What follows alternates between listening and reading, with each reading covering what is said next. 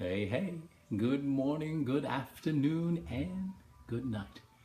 It's your boy Sanford here, author of Do You Live on Purpose and Inside the Heart of Cheer.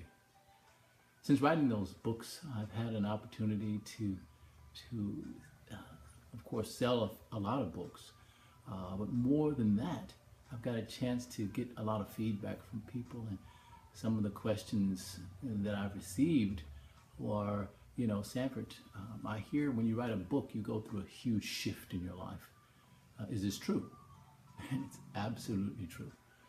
And another question was, Sanford, do you reflect a lot on the book and your past? And again, the answer is absolutely yes. I've learned a lot since writing the books, and I do look back a lot on my past and a lot of the things that I did, a lot of things that I went through, and a lot of different people that have come through my life at that time. And the first book, Do You Live on Purpose, talks about being intentional about each part of your day. And I break it down into 7 areas of your life, which is business, family, friendship, social, intimacy, your intimate relationships, physical, mental, and of course your spiritual.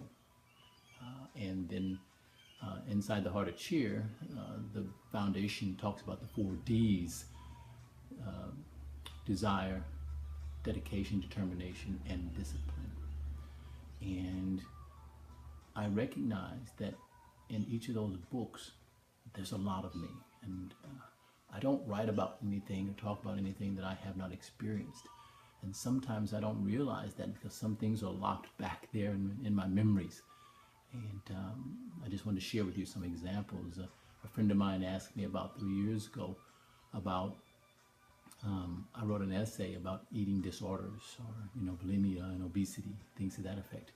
And she said, well, have you ever experienced that? People aren't going to know if you haven't experienced that, if you have no experience in that, if you just researched it.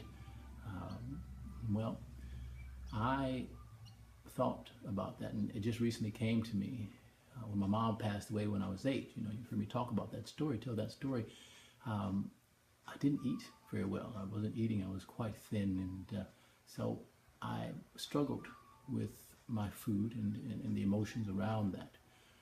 Also, in my high school days, when I was playing football, I had a couple of guys that bullied me, and I started feeling bad, and I started eating a lot of food, and that was when I also played football. So,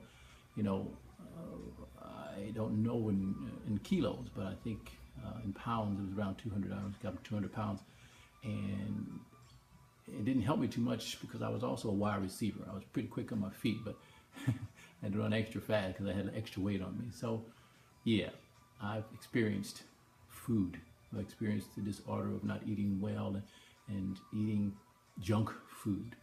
And that experience, like I said, it just came to me. And so, yeah, I write a lot of essays, and I don't write about anything that I have not experienced or perhaps things that I am going through now.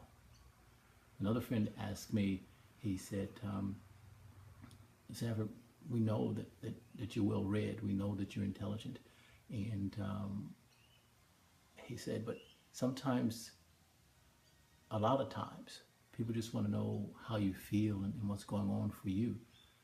And I stopped for a moment and took a deep breath, and I said, wow, that's pretty amazing. People do want to know and there's an expression that goes, misery loves company.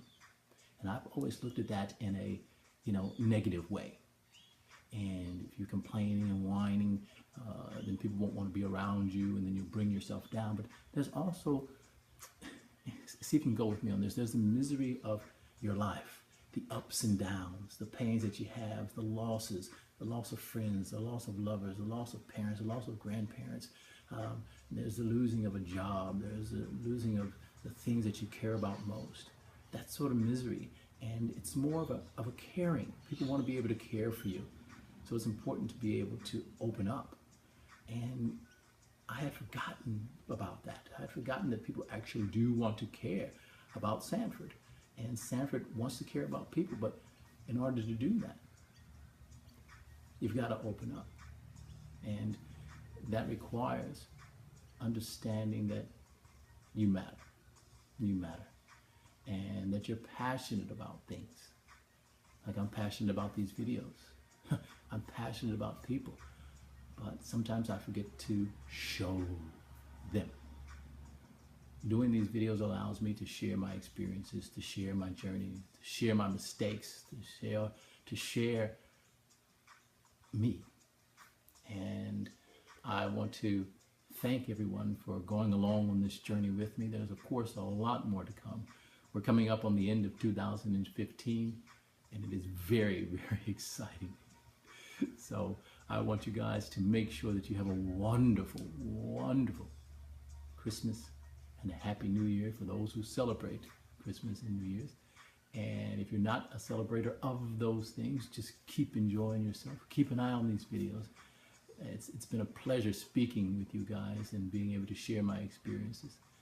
And again, I don't speak on anything that I haven't experienced or that I am not going through currently. And I want to thank my friends for always keeping me honest and keeping me in check.